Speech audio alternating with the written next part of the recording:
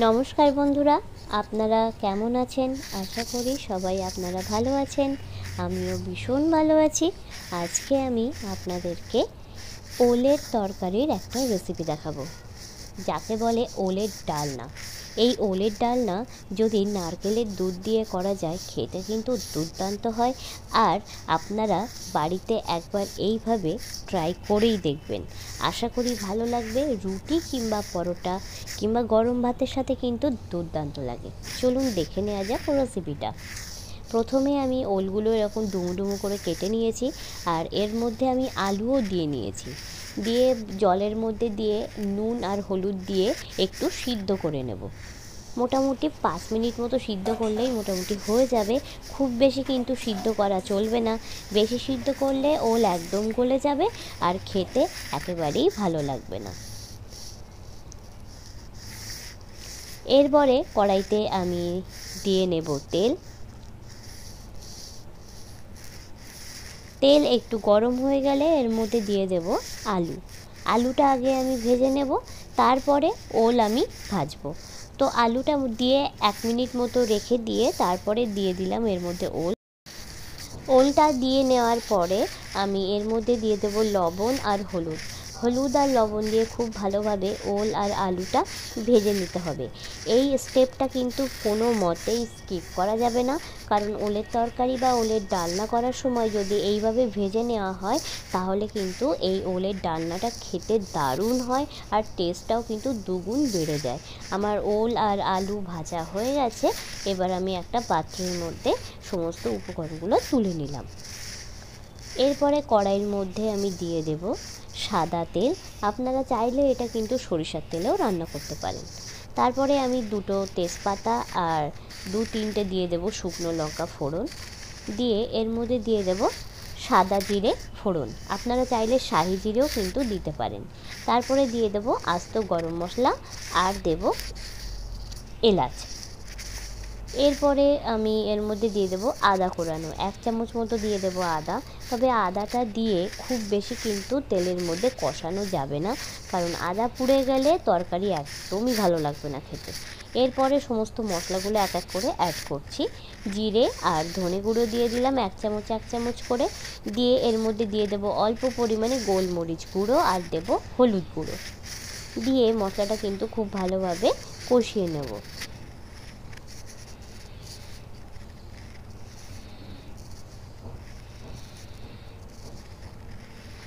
তারপরে আমি এর মধ্যে দিয়ে দিলাম কাশ্মীরি লঙ্কা গুঁড়োটা দিয়ে খুব ভালোভাবে নেড়ে চেড়ে নেব, যাতে এই যে ওলের ডালনাটা আমি করছি এর রঙটা যেন দারুণ আসে।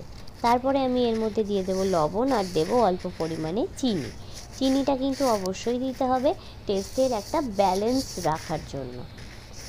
মশলা আমার কষানো হয়ে গেছে, মশলা থেকে তেল ছেড়ে দিয়েছে। এরপরে আমি যে ওল আর আলুটা ভেজে রেখেছিলাম, সেই ওল আর আলুটা দিয়ে কিন্তু খুব ভালোভাবে ভেজে নিতে হবে। আমার ভাজা হয়ে গেছে মশলার সাথে। তারপরে আমি এর মধ্যে দিয়ে দেব জল।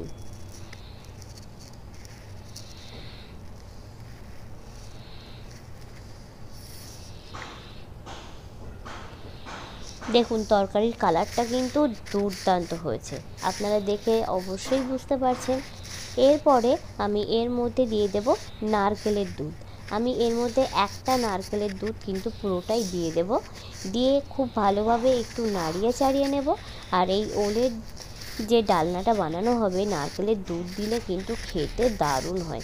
যারা নারকেলের দুধ পছন্দ করেন না, তারা কিন্তু এই ডালনার মধ্যে নারকেলের দুধটা স্কিপ করতে পারেন। তাছাড়া নিরামিষভাবে এইভাবে কিন্তু রান্না করা যায়, শুধু নারকেলের দুধটা দেওয়ার কোনো প্রয়োজন নেই। এরপরে আমি ঢাকনা দিয়ে রেখে দেবো মোটামুটি 5 থেকে 6 মিনিট। মাঝে মাঝে ঢাকনা সরিয়ে একটু দেখে নিতে হবে আলু আর ওল সিদ্ধ হয়েছে কিনা। এরপরে মোটামুটি নামানোর 5 থেকে 6 মিনিট আগে দিয়ে দেব চেরা কাঁচা লঙ্কা। এই কাঁচা লঙ্কাটা কিন্তু অবশ্যই দিতে হবে, যাতে খুব ভালো একটা ফ্লেভার আসে। তারপরে আমি এর মধ্যে দিয়ে দিলাম কাশ্মীরি লঙ্কার গুঁড়োটা কিন্তু খুব ভালো কালারের জন্য ব্যবহৃত হয়। আপনারা চাইলে লঙ্কার গুঁড়ো স্কিপ করতে পারেন, তবে লঙ্কার গুঁড়োটা দিলে খেতেও কিন্তু ভালো হয়।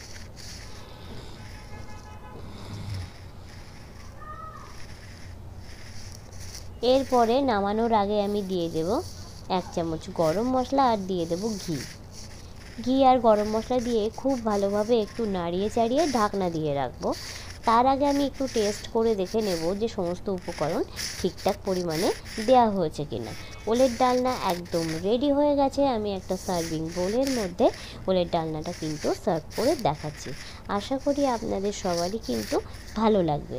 যদি এই রেসিপিটা ভালো লেগে থাকে তাহলে অনুরোধ জানাই চ্যানেলটাকে সাবস্ক্রাইব করে পাশে থাকা বেল আইকনটা প্রেস করে দেবেন।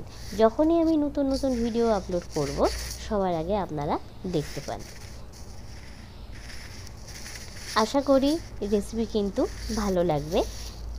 আর যদি আপনি নতুন বন্ধু হয়ে থাকেন, আবারও বলছি চ্যানেলটাকে সাবস্ক্রাইব করে রাখবেন, যাতে আমি যখন নতুন নতুন ভিডিও দেব সবার আগে দেখতে পান। রুটির সাথে আর গরম গরম ভাতের সাথে এই ওলের ডালনা কিন্তু অমৃত লাগে। আপনারা একবার খেয়ে অবশ্যই আমাকে কমেন্ট করে জানাবেন। আশা করি ভালো লাগবে।